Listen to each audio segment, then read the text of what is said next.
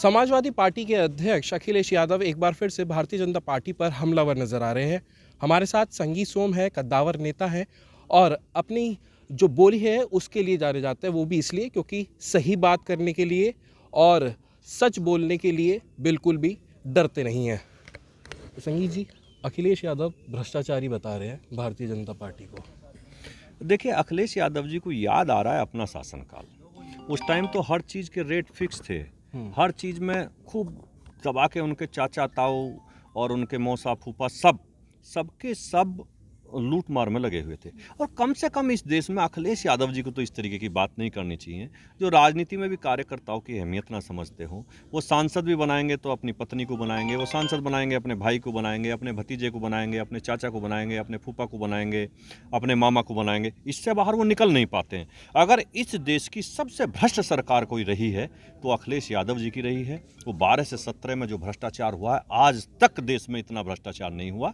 और मैं अखिलेश यादव जी को यही कहूँगा कि आप कितने ही कीचड़ में पत्थर मारते रहो, कमल तो खिलता रहेगा और भारतीय जनता पार्टी पे इस सब चीज़ का कोई फर्क पड़ने वाला नहीं है। आपने कहा कि रेट फिक्स थे, वही ये आरोप लगा रहे हैं कि भारतीय जनता पार्टी में पोस्टिंग के लिए रेट फिक्स कर रखे हैं। एक अधिकारी बताइए जिसकी पोस्टिंग, किसी की भी पोस्टिंग पैसे से होती हो। भारतीय जनता पार्टी की सरकार है, योगी जी की सरकार है। यहाँ ना कोई एक पैसे का लेना देना होता, ना कोई मतलब है। मैं फिर कह रहा हूँ, ये तो अखिलेश यादव जी की सरकार में होता था ना। दंगे उनकी सरकार में होते थे, भ्रष्टाचारी उनकी सरकार में होती थी, चाचा ताऊ उनकी सरकार में पनपते थे। पारिवारिक पार्टी है, कोई वो कार्यकर्ताओं की पार्टी तो है नहीं, वो तो पारिवारिक पार्टी है और परिवार का लाभ देने वाली पार्टी है। प्राइवेट लिमिटेड फर्म है वो। समाजवादी पार्टी कोई पार्टी थोड़ी भी ना है, वो तो प्राइवेट लिमिटेड फर्म है एक।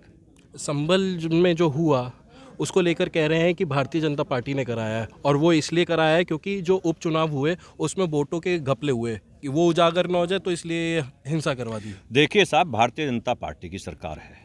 कोई अगर ये सोचता हो कि उत्तर प्रदेश में गुंडई करेगा तो कर नहीं सकता। संभल हो या कहीं हो, वो कर नहीं सकता। और जितनी उनकी सरकार में ये मुल्ला मौलाना गड़बड़ करते थे, वो अभी भी इनके मुंह लगा है। अखिलेश की सरकार में ही तो ये ट्रांसफार्मर फिक्स हुए थे ना, इनकी कॉलोनियों में, मस्जिदों में ये ट्रांसफार्मर फिक्स हुए थे ना, कि उन्हीं से सबको लाइन दी जाएगी। अरबों रुपए की बिजली इनके घर में फ्री दी जाती थी। ये भारतीय जनता पार्टी की सरकार में ये नहीं होगा, किसी कीमत पर नहीं होगा। आप देखना, एक एक जगह जहां ये घोटाले अखिलेश यादव जी ने कराए हैं, सबकी जांच होगी, सब जेल जाएंगे। सांसद किसका है साहब वहां? एमएलए किसका है? किसने कराया दंगा?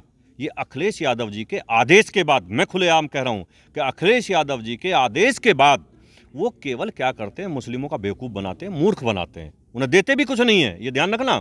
उनका मूर्ख बनाते हैं और मूर्ख बना के दंगे कराते हैं और वोट पाने का काम करते हैं। अखिलेश यादव जी का यही काम है। जांच होने के बाद जेल जाएंगे। पक्का सांसद भी जेल जाएगा, विधायक भी जेल जाएगा, हर हालत में जेल जाएंगे। और अभी तो करोड़ों रुपए का आप देखिए, करोड़ों रुपए की बिजली चोरी का निकला है उनके ऊपर। तो क्यों नहीं भरते उसे? भरना चाहिए ना। एक सांसद अगर चोरी करेगा तो क्षेत्र के बाकी लोग क्या करेंगे, बस ये बता दीजिए। अखिलेश यादव ये कह रहे हैं कि सत्ता में अगर हम आ जाते हैं तो असली दोषी जो होंगे संभल हिंसा के, उन पर कार्रवाई की जाएगी, उनको सजा दी जाएगी। जब मुजफ्फरनगर दंगा हुआ था हम दोषी थे, हम कोर्ट ने सब बरी किए हैं, लेकिन अखिलेश यादव ने हम जेल भेजे थे। अखिलेश यादव दोषी को कभी जेल नहीं भेजते। वो तो निर्दोष भारतीय जनता पार्टी के कार्यकर्ताओं पर अत्याचार करते हैं, लाठी बजवाते हैं। और फिर उनका तो खानदानी पेशा है ना। उन्होंने कार सेवकों पे उनके पिताजी ने गोली चलवाई, राम भक्तों पे वो गोली चलवाते हैं, साधुओं पे इन्होंने लाठी डंडे चलवाए। तो इनका तो ये हिंदुओं से नफरत करते हैं। अखिलेश यादव नफरत करता है इनका परिवार हिंदुओं से।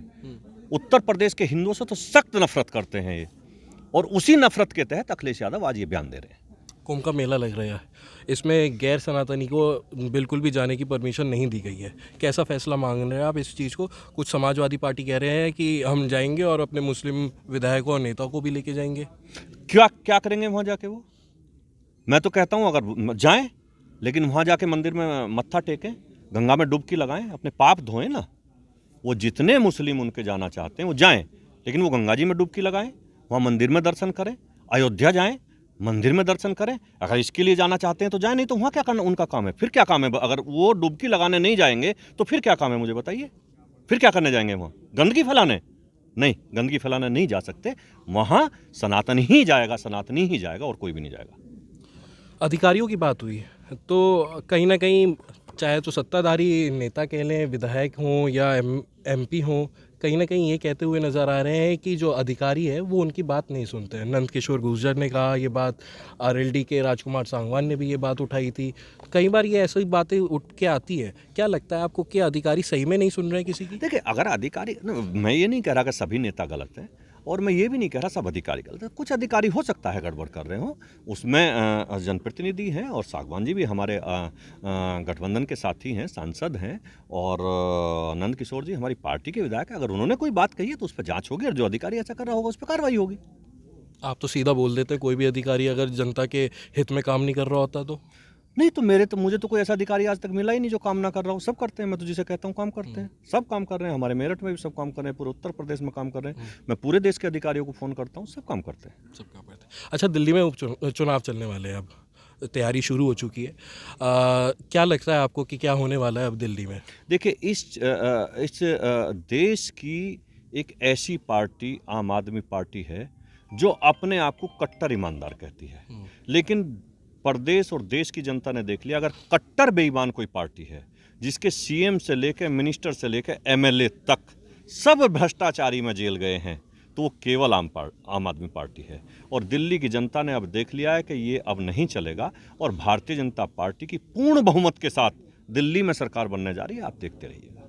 लेकिन पिछले चुनावों में देखें तो कहीं ना कहीं आम आदमी पार्टी का पलड़ा भारी नजर आया है। तो पिछले चुनाव में तो मैं इसी तो कह रहा हूँ कि लोगों ने देख लिया ना, वो लोग बहकावे में आ गए ना। एक बार दो बार बहकावे में आ जाते हैं, बार बार नहीं आते। अब लोग बहकावे में नहीं आएंगे। उन्होंने देख लिया, जिसका मुख्यमंत्री जेल में पड़ा हो और इस्तीफा ना देता हो। अब देखिए ना, एक आदमी जो कभी धरने पे बैठता था और कहता था कि फला आदमी पे करप्शन का आरोप है, उसे इस्तीफा दे देना चाहिए, तुमने क्यों नहीं दिया भाई? आप पे करप्शन का आरोप लगा, आप भी इस्तीफा दे देते।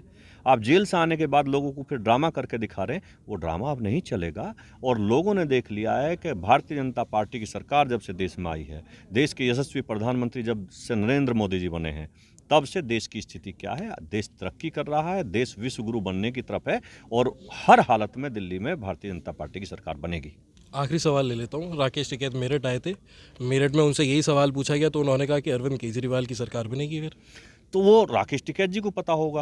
अब मैं तो चुनाव का एनालिसिस करता नहीं हूँ कि भाई पहले से पहले मैं वहाँ काम करता हूँ ना, मैं वहाँ काम करता हूँ, मैं दिल्ली में जाता हूँ, काम करता हूँ, कार्यकर्ताओं के बीच में रहते हैं हम लोग, भारतीय जनता पार्टी के लोग हैं, तो हम लोगों को पता है। राकेश टिकैत जी की जानकारी ये अधूरी है।